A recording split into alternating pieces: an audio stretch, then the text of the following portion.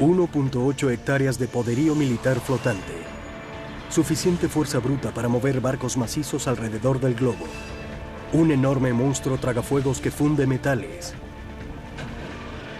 Un diseño sin precedentes que sacudió el techo de un estadio deportivo tradicional. Y robots gigantes que se apoderan del mundo. Olviden lo que han escuchado. El tamaño sí importa. Ahora, las máquinas más grandes del mundo en Maravillas Modernas.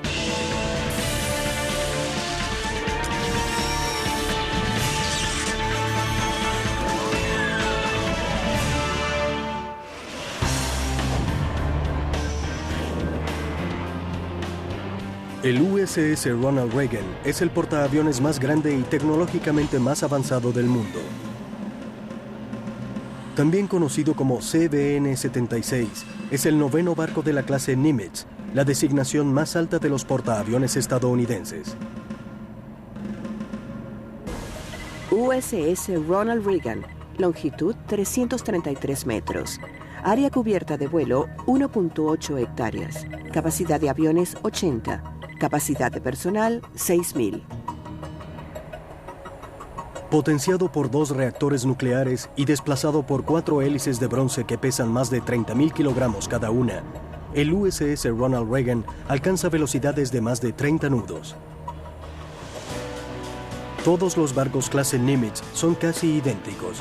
Lo que convierte a este en el más grande es su cubierta de vuelo. El ángulo de la cubierta ha sido aumentado de 9.05 grados a 9.15 grados desde el centro de línea. Esto permite el libre despegue y aterrizaje de aeronaves simultáneamente. Hogar de hombres y mujeres que se dan a los mares para defender a su país, el CVN-76 es prácticamente una ciudad flotante. Mientras están de viaje durante el ciclo de servicio, tienen poco o ningún acceso a provisiones y servicios de afuera. La autosuficiencia es vital. Durante los 15 meses de servicio estamos listos para ir a donde quiera que la nación nos necesite. Puede que ese periodo comprenda 2 meses aquí, 2 meses allá, 4 meses en total. Será por el tiempo que sea necesario durante ese periodo de 15 meses. Una vez en el mar, el portaaviones opera las 24 horas del día a fin de sustentar a la numerosa tripulación, para mantener el barco, las aeronaves y el arsenal, y por supuesto para realizar las tareas militares asignadas. Podemos navegar con unas 6.000 personas en un momento dado. La tripulación comprende la mitad de esa cifra y la comunidad aeronáutica la otra mitad. Tenemos que servir como 18.000 comidas al día. Debe realizarse eficiente y rápidamente para que todos puedan regresar a sus labores. El portaaviones tiene como 2.000 teléfonos y 2 millones de metros de cable. Pero se requiere mucho más que alimentos y teléfonos para mantener a toda una ciudad flotante con todas las comodidades de casa. El USS Ronald Reagan viene equipado con la mayoría de las comodidades que se consiguen en Estados Unidos. El USS Ronald Reagan puede considerarse una ciudad. Tiene su propio departamento de policía, su propio alcalde, que es el comandante a bordo, así como hospitales y servicio de lavandería y secado a bordo. Tenemos una estación de televisión, una sala de cine y yo quisiera tener una cancha de boliche. Tenemos un departamento legal, una estación de bomberos, nuestro propio aeropuerto, pero esto está de más decirlo. Hasta tienen una biblioteca bien surtida, un museo y su propia versión del Paseo de la Fama de Hollywood. El Ronald Reagan también es un barco libre de dinero en efectivo, donde la tripulación realiza todas sus transacciones bancarias y compras a bordo electrónicamente con una tarjeta. Somos una de las más grandes gasolineras del mundo. Cargamos más de 11,5 millones de litros de combustible para surtir a todas las aeronaves que tenemos a bordo. También estamos en capacidad de generar nuestra propia electricidad y agua. Producimos aproximadamente 1.520.000 litros de agua diariamente. Todo eso para asegurar que la tripulación y el barco puedan cumplir sus misiones. Desde su aparición, el portaaviones se ha convertido en un elemento esencial de la maquinaria de guerra. La historia del portaaviones comienza en 1920, cuando un crucero fue convertido en portaaviones. Ese fue el crucero Júpiter, que se convirtió en el CV-1 USS Lumley. Desde entonces ha habido 56 portaaviones. Aunque nosotros somos el CVN-76, podría pensarse que hay 76 portaaviones, pero algunos que fueron comenzados nunca fueron terminados. En junio de 1942, los portaaviones realmente fueron puestos a prueba y demostraron su valor militar de una manera histórica. Una de las batallas más significativas que enfrentaron los portaaviones fue la de Midway. Fue el primer enfrentamiento naval, en el que las fuerzas opositoras jamás se vieron las caras. Los portaaviones japoneses lanzaban sus aviones y los estadounidenses lanzaban los suyos. Toda la batalla fue protagonizada por las aeronaves que bombardeaban las flotas opositoras y se enfrentaban en combate aire-aire. Así que fue una batalla trascendental que diezmó la flota japonesa. Desde entonces nos percatamos de la importancia del portaaviones y comenzamos a fabricar más.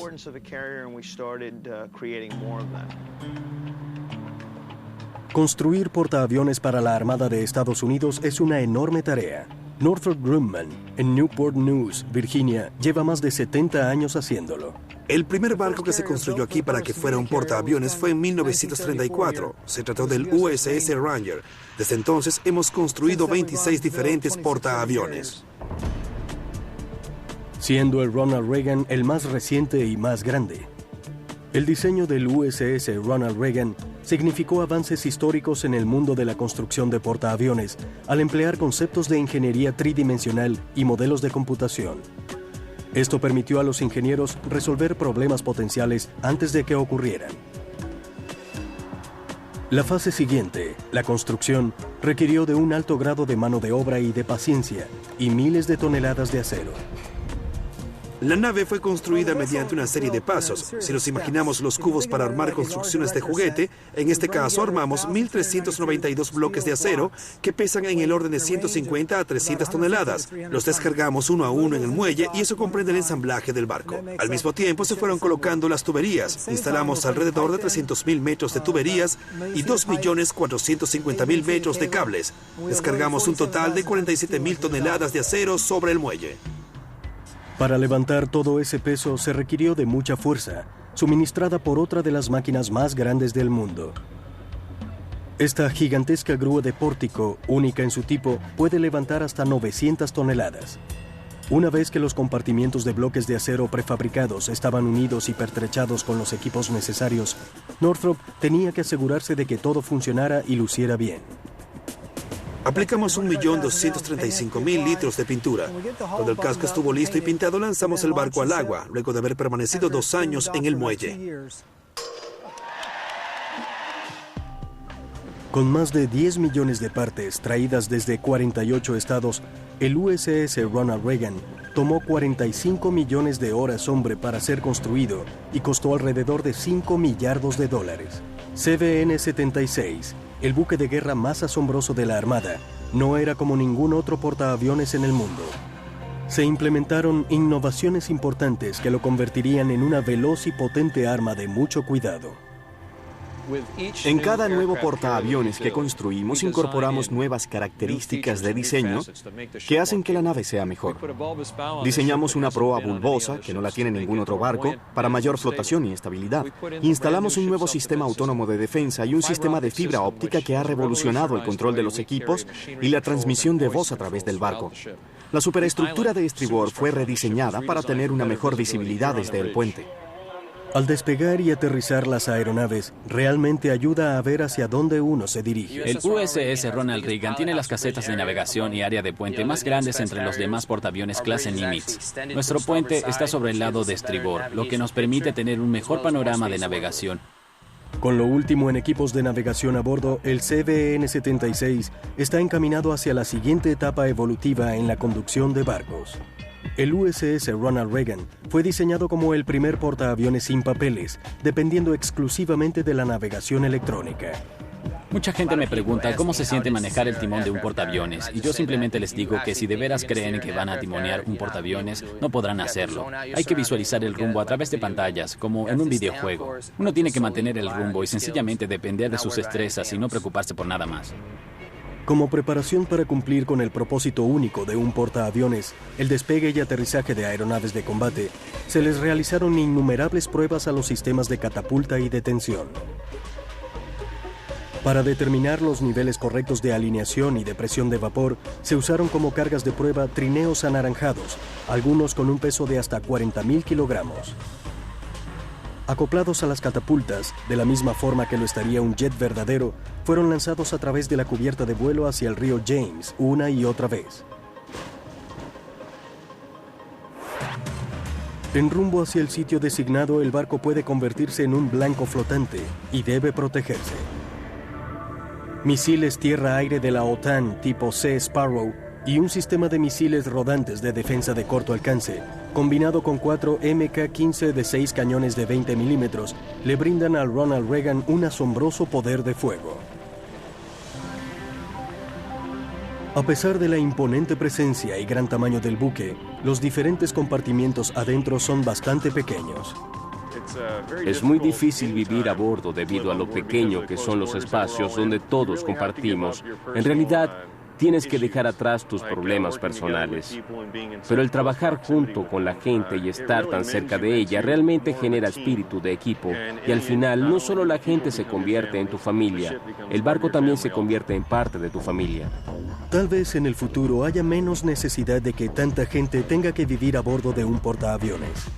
En estos momentos tenemos el diseño del siguiente portaaviones y tiene algunas cosas bien interesantes.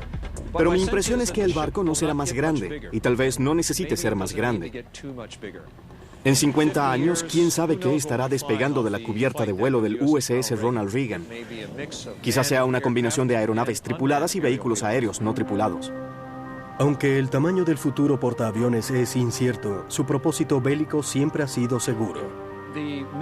La misión de un portaaviones es combatir al enemigo donde quiera que se encuentre alrededor del mundo y hacerlo desde aguas internacionales. Y básicamente tomar a este soberano territorio estadounidense de 1,8 hectáreas y hacer con él lo que sea necesario para moldear los hechos internacionales en favor de nuestros intereses. Me gustaría decir que nuestra verdadera labor principal es lanzar bombas para cambiar la forma como la gente ve el mundo.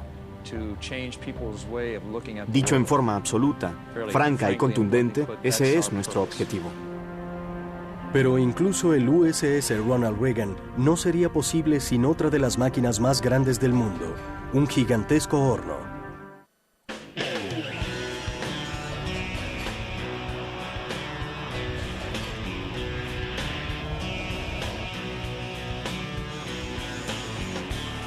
En Chicago del Este, Indiana, existe una gigantesca bestia de fuego. Tiene 30 pisos de alto, el vientre lleno de llamas y sangra metal fundido. La bestia, un enorme y alto horno cariñosamente conocido como número 7, es el orgullo de la compañía Acero Metal.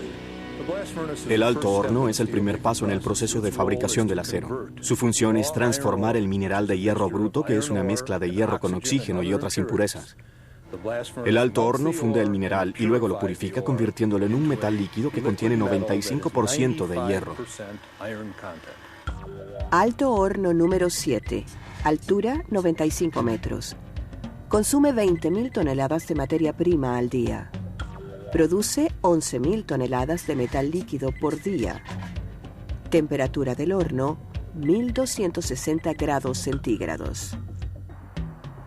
Construido en 1980 por Acero Inland a un costo de $1 millardo, número 7 es el alto horno más grande de Estados Unidos y el éxito más reciente en la búsqueda para producir cantidades masivas de acero con la mayor eficiencia. Y para producir acero se necesita hierro, enormes cantidades de hierro. Los intentos de aprovechar y emplear las propiedades versátiles del hierro se remontan a casi 5.000 años. La humanidad ha usado hierro desde alrededor del año 3000 a.C. Los arqueólogos han hallado herramientas de hierro en las pirámides de Egipto. Los primeros procesos para producir hierro solo generaban un terrón de hielo caliente que luego tenía que ser llevado a la forja de un herrero para darle forma a martillazos. No se producía hierro líquido. Un alto horno produce hierro líquido. El primer alto horno fue desarrollado en Bélgica a mediados del siglo XIV. Estos primeros altos hornos eran hechos de piedra en lugar de acero. El aire era suministrado por una rueda de paletas conectada a un fuelle de madera y cuero. Y el metal líquido era vertido en moldes. Así que era un proceso muy sencillo y solo producía cerca de 1 tonelada neta por día. Los primeros hornos de piedra usaban carbón como combustible. A principios del siglo XVIII, el coque, producido del abundante carbón, lo sustituyó para alegría de los árboles de todas partes. Y como 30 años después, un estallido de fuego aligeró el lento proceso. Al suministrar aire caliente comprimido en el horno, se reduce la cantidad de combustible que se requiere y aumenta la cantidad de mineral de hierro que se puede alimentar. Por lo tanto, la tasa de producción puede incrementarse. Mientras más grande sea el volumen de aire que se inyecta en el horno, quema más coque y funde y produce más hierro. Más grande es mejor. Y es la razón por la cual número 7 es una planta de tecnología de punta. Ha perfeccionado la ciencia de la producción de hierro líquido. El proceso comienza cuando la materia prima es transportada a través de una correa y vertida en la parte superior del alto horno. Las pellas del mineral de hierro y el sinter, que remueve las impurezas, son mezcladas con coque, el combustible. Como en la preparación de un pastel, tenemos que añadir tanto de cada ingrediente para obtener la calidad de hierro exigida por el cliente.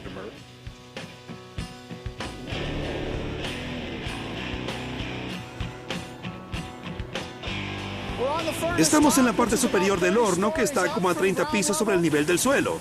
Todos los materiales pasan a través de este punto. Detrás de mí está la sala de calderas, que es usada para suministrar el aire caliente comprimido al horno.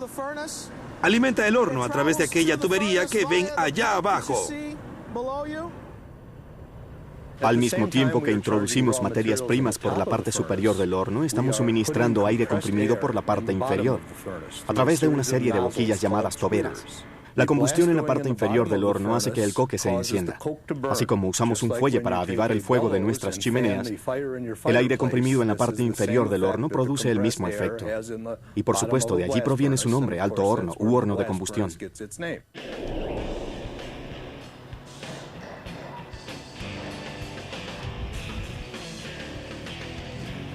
Estamos sobre la plataforma de las toberas, desde donde los gases calientes penetran en el horno.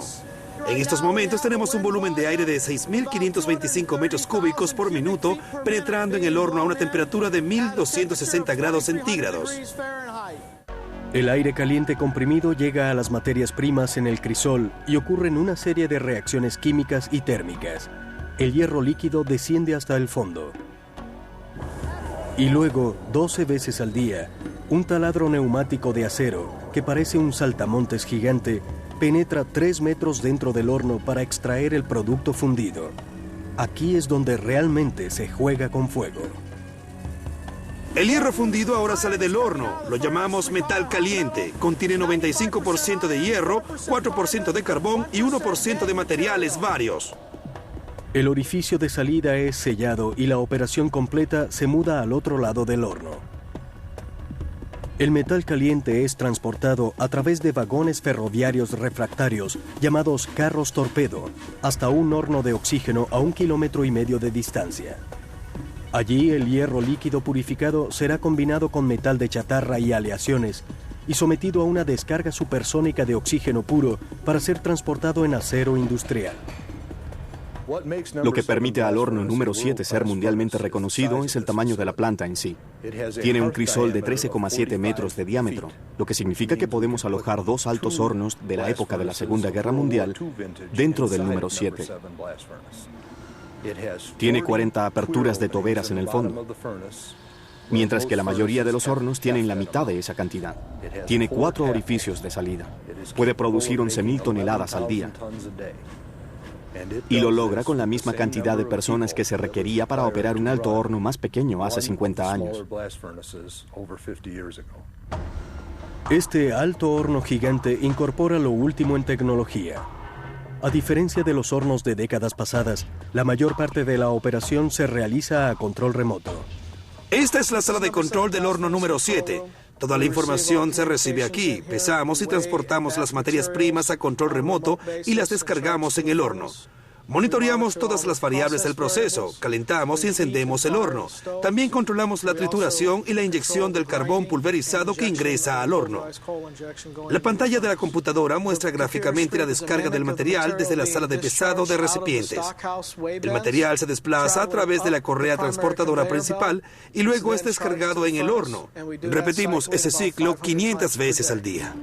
La planta entera opera de día y de noche, los 365 días del año, con una tasa de producción anual de hierro líquido que sobrepasa los 3.5 millones de toneladas. Pero el número 7 está enfrentando competencia. En China y en Corea se están construyendo altos hornos del tamaño del número 7, ya que esos países están experimentando una revolución industrial y no tienen suficiente acero para apoyar el aumento de la infraestructura que se requiere para construir puentes, autopistas, edificios y fábricas. Pero debido a los elevados niveles de productividad, la cantidad de altos hornos en Estados Unidos ha disminuido drásticamente. En 1946 había 249 altos hornos en operación y en el año 2003 la cifra descendió a 33. Sin embargo, durante los últimos 30 años, el total de hierro producido en Estados Unidos, de hecho, ha crecido, aunque la cantidad de altos hornos haya disminuido. Esto se debe a que la producción ahora se está concentrando en hornos más grandes, que tienen mayor capacidad de producción.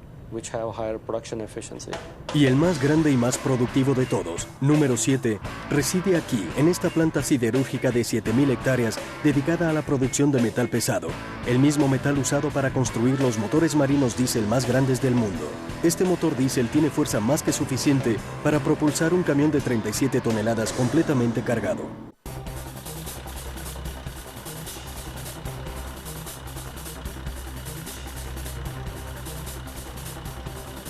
Pero no se compara en nada con el motor de este barco. Es 1000 veces más grande que el motor de un automóvil, más potente que 200 camiones, y puede domar la fuerza de casi 100.000 caballos.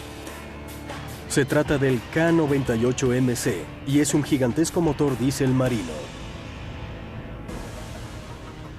MAN BW K98MC, motor diésel marino. Cilindros hasta 14. Peso máximo seco 2.446 toneladas. Potencia máxima 108.688 caballos de fuerza. Consumo máximo de combustible 328 toneladas por día.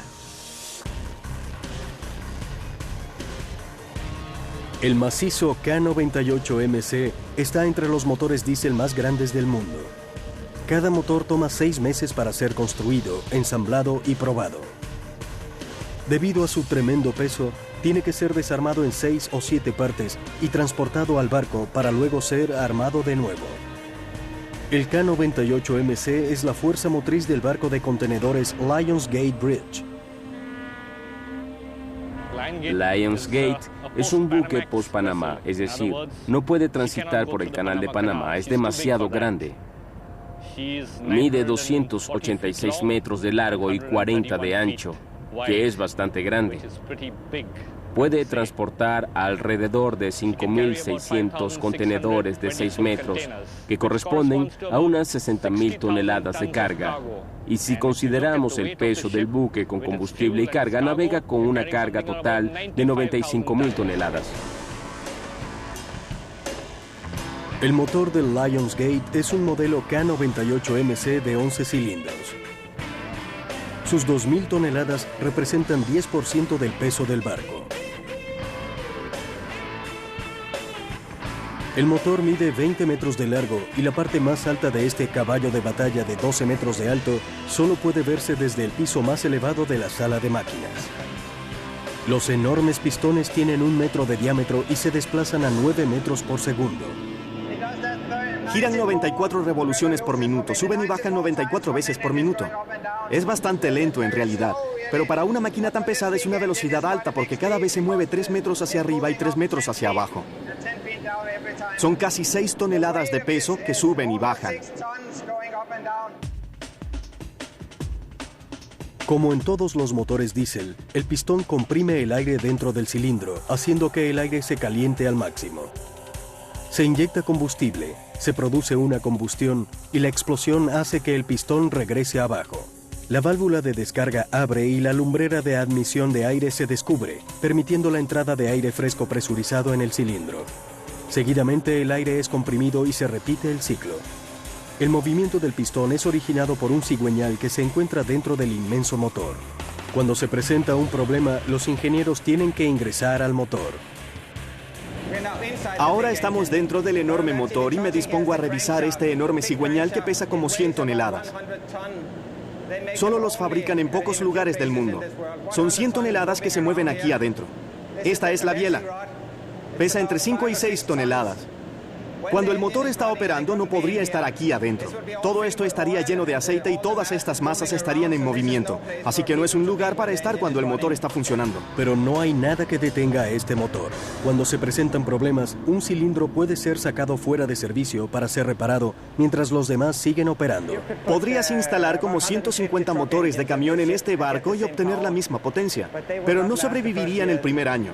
Este motor opera alrededor de 6.000 horas anuales, así que en realidad está operando casi todo el tiempo, y este tipo de confiabilidad no la brinda un motor de camión.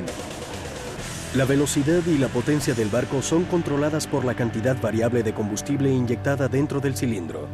Bombeamos unas 200 toneladas de combustible por día, 200 toneladas de full oil pesado. Suena como una cantidad enorme, pero si lo pensamos bien, un camión grande tendría que bombear el doble para lograr la misma cantidad de caballos de fuerza. Así que es un motor muy eficiente en cuanto a consumo de combustible, y eso que quema uno de los full oils más pesados que podamos imaginar. Y para mayor efectividad, el motor tiene 3 turboalimentadores que aumentan la potencia del motor. Esa potencia es aprovechada para hacer girar la maciza hélice, que hace que el barco, de tamaño titánico, se desplace a través del océano suavemente. La semana pasada lo encendimos desde el puente, que es lo que normalmente hacemos. Podemos encenderlo desde la sala de control y también tiene un sistema mecánico local donde se obvian todas las computadoras en caso de que éstas dejen de funcionar, así que podemos encenderlo mecánicamente y proseguir el viaje. Una vez encendido el motor, el barco está listo para partir. Es como estar montados sobre caballos. Sencillamente patean suavemente y comienzan a moverse hacia adelante. Así es la potencia del motor que tenemos aquí. Con 11 macizos cilindros y la posibilidad de añadir hasta 3 más, este motor es realmente potente. Otros barcos normalmente desarrollan 23 o 24 nudos. Este barco, cuando está en potencia máxima, desarrolla 30 nudos. Así que somos mucho más veloces que los demás. Es como estar sentados sobre un Ferrari y podemos superar a cualquier barco en el mundo, cualquiera. El eficiente diseño del K98MC y de todos los motores diésel se debe a la ingenuidad de un hombre, Rudolf Diesel. Él era ingeniero y fue quien calculó este tipo de motor. Eran finales del siglo XVIII y todos los motores eran a vapor, pero él quería producir un motor más eficiente, así que desarrolló el principio del motor diésel. Produjo su primer motor en 1893. Y hoy en día, con barcos más grandes haciéndose a la mar, enormes motores diésel marinos como el K98MC proliferarán. Los barcos van a ser más largos y más anchos, pero la moraleja es que navegarán con motores iguales a este. Puede que el motor diésel mueva montañas, pero se requiere de motores CD para potenciar otra de las máquinas más grandes del mundo, un colosal techo convertible. A todo el mundo le encanta un auto convertible. Con solo pulsar un botón, los convertibles nos permiten disfrutar del exterior mientras estamos cómodamente en el interior. Es lo mejor de ambos mundos. En 1989, la ciudad de Toronto asombró a todos con el primer estadio completamente convertible del mundo. Se le puso el nombre de Skydome. Y lo que hace todo posible es un techo retráctil, que es una de las máquinas más grandes del mundo. Techo retractable del Skydome. Altura aproximadamente 90 metros. Peso 11.000 toneladas. Envergadura 207 metros. Superficie del techo 3 hectáreas. Un logro de diseño e ingeniería verdaderamente impresionante, el techo retractable nunca deja de atraer la atención de la multitud mientras se retrae para revelar los cielos. Es una estructura de 11.000 toneladas que abre y cierra, y cuando está completamente abierta, toda la superficie de juego y 90% de los asientos quedan bajo el contacto directo de la luz del sol. Así que lo transforma en un tipo de estadio realmente diferente, creando un ambiente distinto, un sentimiento nuevo en el estadio. Y creo que nunca llegará el día en que alguien se sienta aburrido por ver el techo abrir y cerrarse. Una de las cosas de las cuales se habla muy poco es que si logras construir un techo retractable sobre un estadio de béisbol, por ejemplo, y funciona, entonces no tendrás más días de lluvia. Se acabaron. A mediados de los 80, frustrados por la siempre creciente suspensión de eventos deportivos por frío y lluvia, las autoridades de la ciudad de Toronto decidieron construir un estadio techado. Toronto está al norte y tenemos terribles nevadas desde comienzos de noviembre. La primavera es igual de desproporcionada, así que todos nos preguntamos por qué no le dábamos un estadio de domo a Toronto. Pero luego la Liga de Béisbol presentó algunas objeciones argumentando, pues sí sería agradable jugar bajo techo cuando hace mal tiempo, pero el béisbol es para ser jugado al aire libre, es un deporte de verano. Para que fuera económicamente viable, la arena también tenía que ser apta para el fútbol y otros eventos. Un estadio circular con un techo de domo convertible, un proyecto que jamás se había intentado desarrollar antes. El verdadero dilema sería la mecánica del techo. ¿Cómo funcionaría? Les correspondió al ingeniero de estructuras Mike Allen y al arquitecto Rod Robbie descifrar el dilema. No solo es una cuestión de ingeniería, sino también de geometría. Se sentaron a diseñar durante meses y finalmente presentaron un diseño que era sencillo, brillante y controvertido. Si tomas un domo circular e imaginamos que es como la mitad de una toronja al revés y lo cortamos en 4 segmentos, los 2 segmentos del medio son casi rectangulares y podrían de hecho deslizarse hacia atrás. La sección de la parte más alejada era como un cuarto de esfera y podría deslizarse sobre un sistema de riel circular, así que ese fue el truco. El siguiente truco era convencer a todo el mundo de que esta idea realmente funcionaría. Hicimos un video que mostraba el enfoque del diseño y cómo el techo se abría y cerraba. Fue un video muy rudimentario hecho con técnicas de dibujo en CAD, que en aquellos días era lo último, pero hoy es considerado obsoleto. Pero logró el cometido de describir visualmente cómo funcionarían las secciones. Para demostrar mejor el diseño, incluso construyeron un modelo a escala. Aunque hemos hecho muchas pruebas en computadora, no hay nada como una maqueta real. Aquella maqueta en particular nos costó como $100,000. Su elaboración fue bastante costosa, pero valió la pena. De verdad ayudó a demostrar que la estructura sí funcionaría.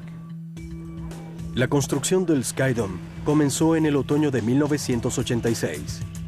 Los obreros trabajaron de día y de noche, bajo fríos y severos inviernos y ardientes y calurosos veranos.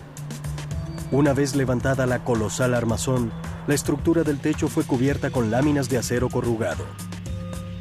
Al final, se instaló el aislamiento acústico y térmico, y todo el techo fue sellado con una tela de cloruro polivinílico para garantizar un medio ambiente controlado. La superestructura de 230,000 metros cuadrados fue terminada en menos de 3 años y a un costo de más de $500 millones. Desde afuera, el Skydome se veía grandioso. Pero la pregunta que todo el mundo aún se hacía era, ¿realmente funcionará el techo retráctil? Pues, por supuesto que teníamos nuestras dudas. Podría habernos llevado a la bancarrota. Habrían sido millones de dólares en problemas. Además del equipo de diseño y el equipo de construcción, contratamos a expertos de todas partes del mundo. El 3 de junio de 1989, acosado por el escepticismo y las críticas, el Skydome estaba finalmente listo para el momento de la verdad. Frente a una intimidante multitud de 60,000 personas, Rod Robbie, Mike Allen y todo el equipo de construcción observaban con expectación para ver si el techo abriría. 4, 3, 2, 1...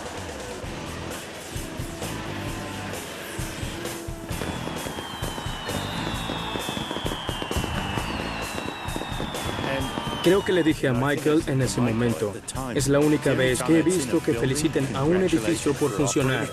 Fue realmente espectacular. La gente piensa que los ingenieros somos muy metódicos, matemáticos y algo frívolos, pero nosotros también tenemos sentimientos. Fue una experiencia muy conmovedora. Desde aquel día, el Skydome se ha quitado el techo, por decirlo de alguna manera, una y otra vez. La estructura del techo opera sobre una serie de rieles de acero y 54 mecanismos de desplazamiento llamados bogies.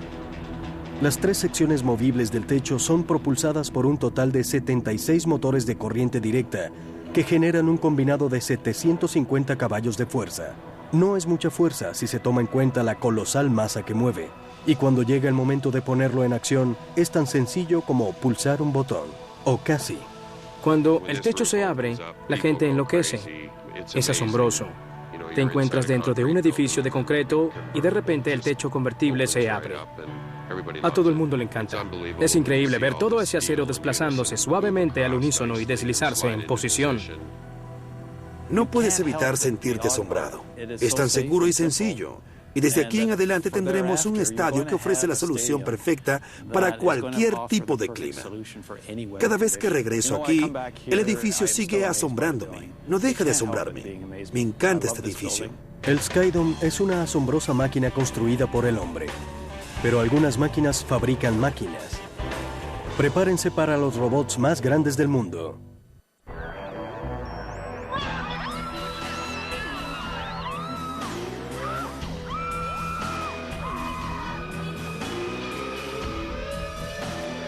Años después de que los robots se apoderaran de la Tierra, ahora están conquistando una nueva frontera, el espacio exterior.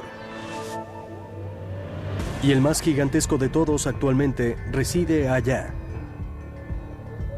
Sistema de manipulación remota de estación espacial, conocido también como Canadarm2. Longitud 17.6 metros, completamente extendido. Peso en la Tierra, casi 1.800 kilogramos. Vida útil, 15 años. Carga máxima, 125 toneladas. El Canadarm2 fue instalado por derecho propio. Fue lanzado en abril de 2001. Se desplegó por sí mismo y luego se convirtió en un brazo robótico en un costado de la estación, con capacidad para moverse. El brazo posee sensores múltiples que proveen un lazo inteligente con controladores computarizados, por lo que se distingue entre las máquinas comunes. Sin embargo, no es autónomo. Después de todo, los humanos aún no están preparados para perder el control total del gigante de 2 toneladas y 15 metros de largo, capaz de levantar grandes objetos pesados. El control de Canadarm2 proviene de los astronautas dentro del laboratorio de la Estación Espacial Internacional. Están allí con los controladores de mano, observando las pantallas de video y recibiendo los datos telemétricos que envía el brazo. El gigantesco brazo ejecuta una variedad de acciones sobrehumanas, incluyendo el ensamblaje, mantenimiento y servicio de la Estación Espacial Internacional. Y puede recorrer la longitud de un campo de fútbol a través de 2 medios. Uno, el sistema de base móvil, una plataforma sobre rieles que desplaza el Canadarm2 lateralmente alrededor de la estación espacial. Y el segundo, gusaneando a través del recorrido. Cuando el Canadarm2 se acopla a la estación, se conecta a un dispositivo denominado PDGF. Y una vez que el brazo se conecta a un PDGF, tiene energía, video, datos y comandos a través de ese lazo. Pero ambos extremos del brazo tienen los mismos mecanismos. Así que podemos, entonces, maniobrar el brazo de modo tal que el extremo libre pueda acoplarse a un segundo PDGF y seguidamente podemos transferir la base. Luego podemos movernos alrededor de la estación, si se quiere, de extremo a extremo, o gusanear, como la gente comúnmente le dice. El Canadarm2 tiene 7 juntas mecanizadas que le brindan ese grado de libertad. Además de versátil y flexible, el gigantesco brazo robótico también es resistente. Canadarm2, una vez lanzado y puesto en la estación, permanecerá por el tiempo que perdure en la estación y el programa. Jamás regresará a la Tierra durante su vida útil. Sin embargo, Canadarm2 seguirá siendo un pariente remoto de los robots industriales que actualmente trabajan abajo en la Tierra. De los más de 800.000 robots que habitan en la Tierra, 90% son robots industriales, y uno de los más grandes está expandiendo su hoja de vida. KR500. Carga máxima 570 kilogramos. Altura, incluyendo la base, 6.7 metros. Peso, incluyendo la base, casi 4 toneladas. Sistema operativo, Microsoft Windows. El KR500 puede ser hallado en las fábricas con una probabilidad de 50% de que sea una fábrica de automóviles. Básicamente lo que tenemos es el robot más grande que puede mover media tonelada, con increíble rapidez y colocarla en un lugar muy preciso. Esto es algo que jamás se había logrado hacer. El KR500, con sus 6 ejes, ha llevado a los robots a un nuevo nivel dentro de la industria. Un mundo muy diferente de aquel del primer robot industrial, Unime, que fue lanzado en 1961. Cuando apareció el robot por primera vez, hubo toda clase de predicciones en cuanto a qué podía y qué no podía hacer.